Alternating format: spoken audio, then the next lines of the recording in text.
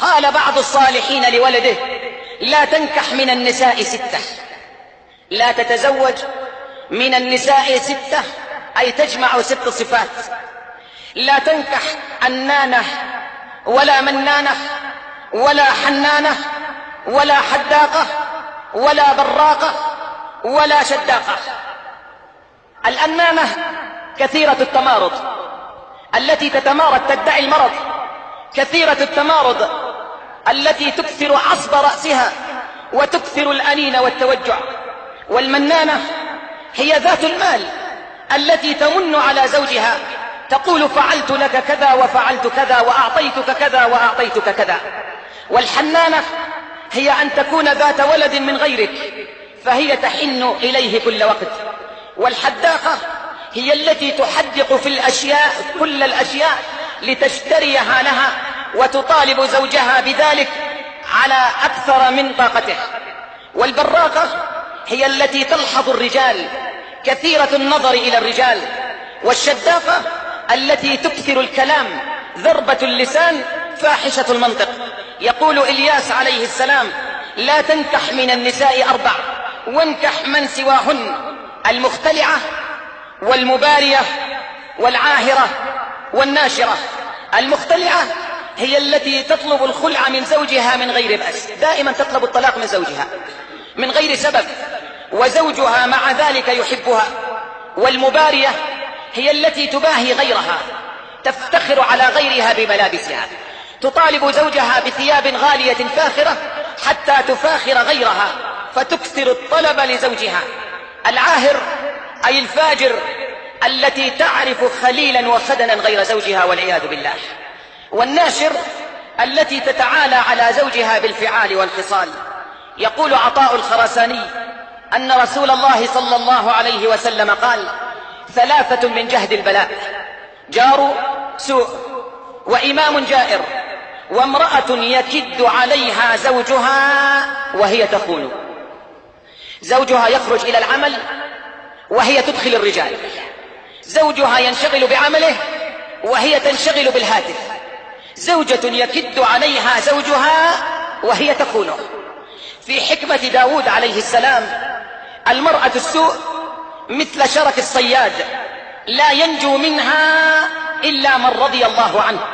سئل حكيم أعرابي حكيم عن شر النساء، فقال: شر النساء النحيفة الجسم، القليلة اللحم، المحياض، الممراض، أي التي تدعي الحيض وهي طاهرة، تدعي المرض وهي صحيحة، المصفرة، العسرة، المبشومة التي تأكل ولا تشبع، السلطة طويلة اللسان، البطرة، النفرة أي سريعة الغضب، سريعة الوثبة، كأن لسانها حربة، تجرح كل من تلقاه، تضحك من غير عجب، وتبكي من غير سبب، وتدعو على زوجها بالجرب، كثيرة الدعاء على زوجها.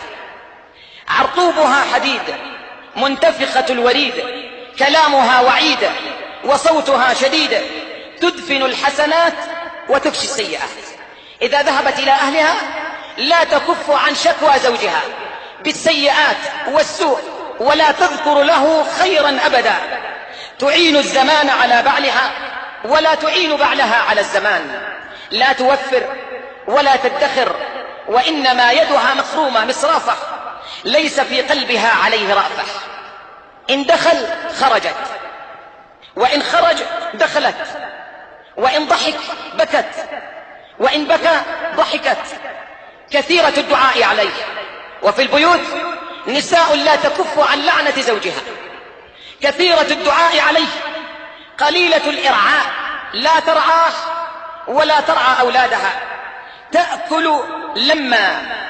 تأكل لما دون أن تسمي، تملأ بطنها، تأكل كأكل البهائم، وتوسع ذما، ضيقة الباع، مهتوكة القناع، أي حجابها مهتوك.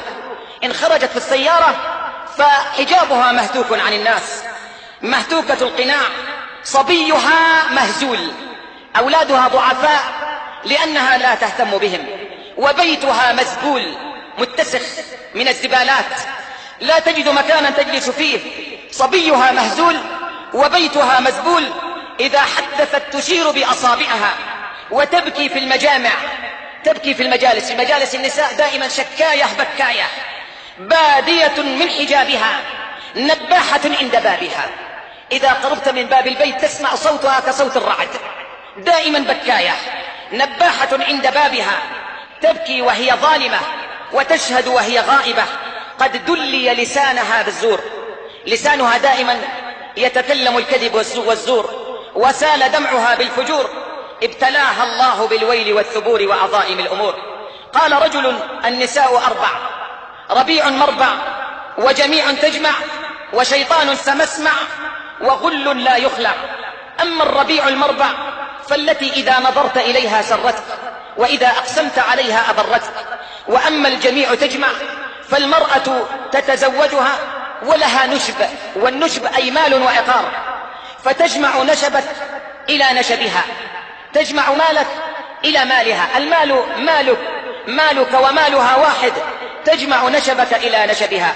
وأما الشيطان السمعمع فالكالحة في وجهك إذا دخلت تكلح في وجهك، والمولولة في أثرك إذا خرجت، المولولة في أثرك إذا خرجت. وأما الغل التي لا تخلع فهي السيئة الخلق الذميمة التي نثرت ذات بطنها، أي أنجبت منها أولادا كثر، إن طلقتها ضاع ولدك، وإن أمسكتها فعلى أنفك. يقول لقمان لابنه: يا بني إياك والمرأة السوء، إياك والمرأة السوء التي إذا تكلمت أسمعت، صوتها عال، إذا تكلمت أسمعت، وإذا مشت أسرعت، وإذا غضبت سمعت، وإذا غضبت وبكت سمعت لأنيابها، فغدت مثل أنياب الفحل. إذا دخل عليها زوجها صكت في وجهه، وإذا خرج عنها لعنته في ظهره. وهذا غالب نساء اليوم إلا من رحم ربك. تبحث عن النساء الصالحات قليل إلا من رحم ربك. إذا خرج عنها لعنته في ظهره. كل شر ينقص إلا شر المرأة السوء، كل داء يبرأ إلا داء المرأة السوء. يا بني لئن تساكن الأسد والأسود، الحية السوداء أخطر الحيات، لئن تساكن الأسد والأسود خير من أن تساكنها. تبكي وهي الظالمة، وتحكم وهي الجائرة، وتنطق وهي الجاهلة. نعوذ بالله من شرها ونسأل الله